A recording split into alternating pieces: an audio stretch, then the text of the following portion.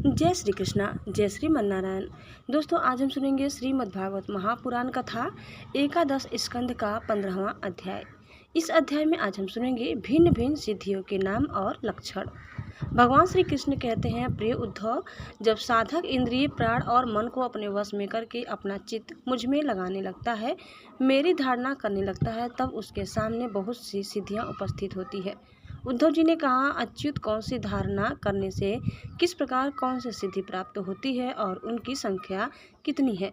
आप ही योगियों को सिद्धियां देते हैं, अतः आप इनका वर्णन कीजिए।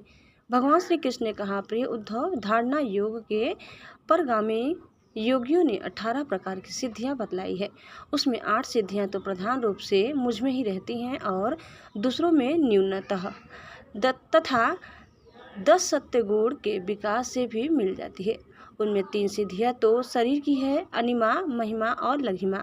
इंद्रियों की एक सिद्धि है प्राप्ति, लौकिक और परलौकिक पदार्थों का इच्छा अनुसार अनुभव करने वाली सिद्धि प्रकाम्य है। माया और उसके कार्यों को इच्छा अनुसार संचालित करना ईशिता नाम की सिद्धि है। विश्व में रहकर भी उनमें आसक्त न होना वशिता है और जिस जिस सुख की कामना करे उसकी सीमा तक पहुंच जाना काम वायसीता नाम की 8वीं सिद्धि है। ये 8 सिद्धियां मुझ में स्वभाव से ही रहती हैं और जिन्हें मैं देता हूँ उन्हीं को अंशतः प्राप्त होती है। इनके अतिरिक्त और भी कई सिद्धियां हैं। शरीर में भूख, प्यास आदि वेगों का न होना, बहुत दूर की वस्तु देख लेना और बहुत दूर की बात सुन लेना, मन के साथ ही शरीर का उस स्थान पर पहुंच जाना, जो इच्छा हो वही रूप बना लेना, दूसरे शरीर में प्रवेश करना, जब इच्छा हो तब भी शरीर छोड़ना, अप्सराओं के साथ होने वाले देव क्रीड़ा का दर्शन, संकल्प की सिद्धि सब जगह सबके द्वारा बिना ननु नच के आज्ञा पालन, ये 10 सिद्धियां सत्वगुण के विशेष प्रकार से होती है। भूत, भविष्य और वर्तमान की बात जान लेना, शीत उष्ण, सुख दुख और राग द्वेष आदि द्वंद्वों के वश में न होना, दूसरे के मन आदि की बात जान लेना, अग्नि, सूर्य, जल, विष आदि की शक्ति को स्तंभित कर देना और किसी से भी पराजित न होना, ये 5 सिद्धियां भी योगियों को प्राप्त होती है। प्रिय उद्धव, योग धारणा करने से जो सिद्धियां प्राप्त होती है उनका मैंने नाम निर्देश के साथ वर्णन कर दिया। अब किस धारणा से कौन सी सिद्धियां कैसे प्राप्त होती है यह बतलाता हूँ, सुनो। प्रिय उद्धव, पंचभूतों की सूक्ष्मतम मात्राएं मेरा ही शरीर है। जो साधक केवल मेरे उसी शरीर की उपासना करता है और अपने मन को तदाकार बनाकर उसी में लगा देता है, अर्थात मेरे तन्मात्रात्मक शरीर के अतिरिक्त और किसी भी वस्तु का चिंतन नहीं करता, उसे अनिमा नाम की सिद्धि अर्थात पत्थर की चट्टान आदि में प्रवेश करने की शक्ति अनुता प्राप्त हो जाती है। महतत्व के रूप में भी मैं ही प्रकाशित हो रहा हूँ और उस रूप में समस्त व्यवहारिक ज्ञानों का केंद्र हूँ। जो मेरे उस रूप में अपने मन को महतत्वकार करके तन्मय कर देता है, उसे महिमा नाम की सिद्धि प्राप्त होती है। और इसी प्रकार आकाश आदि पंचभूतों में जो मेरे ही शरीर हैं, अलग अलग मन लगाने से उनकी महत्ता प्राप्त हो जाती है। यह भी महिमा सिद्धि के ही अंतर्गत है।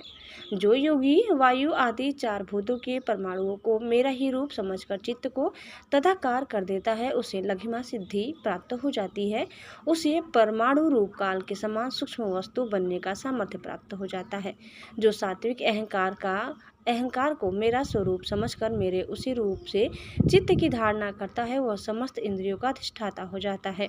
मेरा चिंतन करने वाला भक्त इस प्रकार प्राप्ति नाम की सिद्धि प्राप्त कर लेता है। जो पुरुष मुझ महत्त्वाभिमानी सूत्र आत्मा में अपना चित्त स्थिर करता है, उसे मुझ अव्यक्त जन्म की प्रकाम्य नाम की सिद्धि प्राप्त होती है, जिससे इच्छा अनुसार सभी भोग प्राप्त हो जाता है। जो त्रिगुणमयी माया के स्वामी मेरे काल स्वरूप विश्वरूप की धारणा करता है, वह शरीरों और जीवों को अपने इच्छा अनुसार प्रेरित करने की सामर्थ्य प्राप्त कर लेता है। इस सिद्धि का नाम ईशित्व है। जो योगी मेरे नारायण स्वरूप में, जिसे तुरी और भगवान भी कहते हैं, मन को लगा देता है, मेरे स्वाभाविक गुण उसमें प्रकट होने लगते हैं और उसे वशिता नाम की सिद्धि प्राप्त हो जाती है। निर्गुण ब्रह्मा भी मैं ही हूँ। जो अपना निर्मल मन मेरे इस ब्रह्म स्वरूप में स्थित कर लेता है उसे परमानंद स्वरूपिणी कामवायसिता नाम की सिद्धि प्राप्त होती है। इसके मिलने पर उसकी सारी कामनाएं पूर्ण हो जाती है, यानी समाप्त हो जाती है। प्रिय उद्धव, मेरा वह रूप जो श्वेत द्वीप का स्वामी है अत्यंत शुद्ध और धर्ममय है। जो उसकी धारणा करता है वह भूख, प्यास, जन्म, मृत्यु और शोक, मोह इन 6 उर्मियों से मुक्त हो जाता है और उसे शुद्ध स्वरूप की प्राप्ति होती है। मैं ही समष्टि प्राण रूप आकाशमात्मा हूँ। जो मेरे इस स्वरूप में मन के द्वारा अनाहत नाद का चिंतन करता है वह दूर श्रवण नाम की सिद्धि से संपन्न हो जाता है और आकाश में उपलब्ध होने वाली विविध प्राणियों की बोली सुन समझ सकता है। जो योगी नेत्रों को सूर्य में और सूर्य को नेत्रों में संयुक्त कर देता है और दोनों के संयोग में मन ही मन मेरा ध्यान करता है उसकी दृष्टि सूक्ष्म हो जाती है। उसे दूरदर्शन नाम की सिद्धि प्राप्त होती है और वह सारे संसार को देख सकता है। मन और शरीर को प्राण वायु के सहित मेरे साथ संयुक्त कर दे और मेरी धारणा करे तो इससे मनोजव नाम की सिद्धि प्राप्त हो जाती है। इसके प्रभाव से वह रोगी जहाँ भी जाने का संकल्प करता है वहीं उसका शरीर उसी क्षण पहुँच जाता है। जिस समय योगी मन को उपादान कारण बनाकर किसी देवता आदि का रूप धारण करना चाहता है तो वह अपने मन के अनुकूल वैसा ही रूप धारण कर लेता है। इसका कारण यह है कि उसने अपने चित्त को मेरे साथ जोड़ दिया है। जो योगी दूसरे शरीर में प्रवेश करना चाहे वह ऐसी भावना करे कि मैं उसी शरीर में हूँ। ऐसा करने से उसका प्राण वायु रूप धारण कर लेता है और वह एक पल के फल से दूसरे फल पर जाने वाले भौरों के समान अपना शरीर छोड़कर दूसरे शरीर में प्रवेश कर जाता है। योगी को यदि शरीर का परित्याग करना हो तो एड़ी से गुदा द्वार को दबाकर प्राणवायु को क्रमशः हृदय, वक्ष, स्थल, कंठ और मस्तक में ले जाएं। फिर ब्रह्मरंध्र के द्वारा उसे ब्रह्म में लीन करके शरीर का परित्याग कर दे।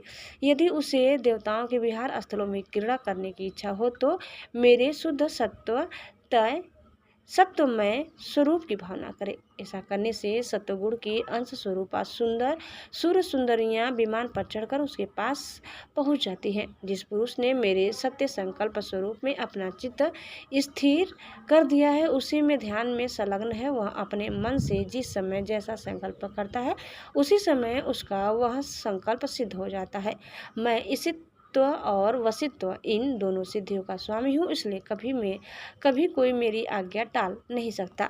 जो मेरे उस रूप का चिंतन करके उसी भाव से युक्त हो जाता है मेरे समान उसकी आज्ञा को भी कोई टाल नहीं सकता। जिस योगी का चित्त मेरी धारणा करते करते मेरी भक्ति के प्रभाव से शुद्ध हो गया है उसकी बुद्धि जन्म मृत्यु आदि अदृष्ट विषयों को भी जान लेती है और तो क्या भूत भविष्य और वर्तमान की सभी बातें उसे मालूम हो जाती है। जैसे जल के द्वारा जल में रहने वाले प्राणियों का नाश नहीं होता वैसे ही जिस योगी ने अपना चित्त मुझ में लगाकर शिथिल कर दिया है उसके योगमय शरीर को अग्नि जल आदि कोई भी पदार्थ नष्ट नहीं कर सकते। जो पुरुष श्री वत्स आदि चिन्ह और शंख गदा चक्र पद्य आदि आयुधों से विभूषित तथा ध्वजा छत्र चंवर आदि से संपन्न मेरे अवतारों का ध्यान करता है वह अजय हो जाता है। इस प्रकार जो विचारशील पुरुष मेरी उपासना करता है और योग धारणा के द्वारा मेरा चिंतन करता है उसे वे सभी सिद्धियां पूर्णतः प्राप्त हो जाती है जिनका वर्णन मैंने किया है। प्यारे उद्धव, जिसने अपने प्राण मन और इंद्रियों पर विजय प्राप्त कर ली है, जो संयमी है और मेरे ही स्वरूप की धारणा कर रहा है उसके लिए ऐसी कोई भी सिद्धियां नहीं जो दुर्लभ हो। उसे तो सभी सिद्धियां प्राप्त ही है, परंतु श्रेष्ठ पुरुष कहते हैं कि जो लोग भक्ति योग अथवा ज्ञान योग आदि उत्तम योगों का अभ्यास कर रहे हैं जो मुझसे एक हो रहे हैं उनके लिए इन सिद्धियों का प्राप्त होना एक विघ्न ही है, क्योंकि इनके कारण व्यर्थ ही उनके समय का दुरुपयोग होता है। जगत में मन जन्म औषधि तपस्या और मंत्र आदि के द्वारा जितनी सिद्धियां प्राप्त होती है वे सभी योग के द्वारा मिल जाती है, परंतु योग की अंतिम सीमा मेरे सारूप्य सालोक्य आदि की प्राप्ति बिना मुझ में चित्त लगाए किसी भी साधन से नहीं प्राप्त हो सकती। ब्रह्मवादियों ने बहुत से साधन बतलाए हैं, योग सांख्य और धर्म आदि। उनका एवं समस्त सिद्धियों का एकमात्र मैं ही हेतु स्वामी और प्रभु हूँ। जैसे स्थूल पंचभूतों में बाहर भीतर सर्वत्र सूक्ष्म पंच महाभूत ही है, सूक्ष्म भूतों के अतिरिक्त स्थूल भूतों की कोई सत्ता ही नहीं है, वैसे ही मैं समस्त प्राणियों के भीतर दृष्टा रूप से और बाहर दृश्य रूप से स्थित हूँ। मुझ में बाहर भीतर का भेद भी नहीं है, क्योंकि मैं निरावरण एक अद्वितीय आत्मा हूँ। तो दोस्तों, इस प्रकार कथा यही समाप्त होता है। उम्मीद करते हैं कि आपको हमारी आज की कथा जरूर पसंद आई होगी। कैसी लगी कमेंट करके बताइए। चैनल में नए हैं तो प्लीज़ लाइक, शेयर और सब्सक्राइब करना न भूलें। धन्यवाद। जय श्री कृष्णा, जय श्री मन नारायण। एक बार प्रेम से बोलिए श्री बांके बिहारी लाल की जय।